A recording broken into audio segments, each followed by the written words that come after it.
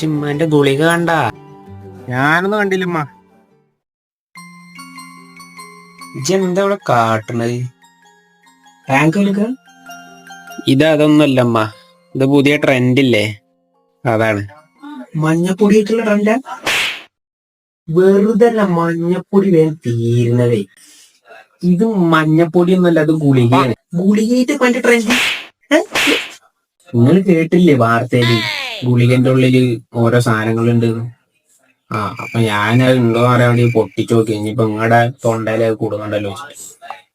എന്ത് ഉപകാരം ചെയ്താലും ഒരു നല്ല വാക്ക് നിങ്ങൾ പറയലുണ്ട? ഇതാണ് എന്റെ പൊട്ടിക്കല്.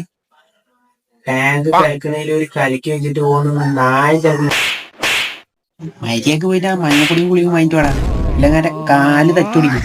ഞാൻ ചെല്ലേ ഒരു ട്രെൻഡ് ആയിട്ട് വന്നാലും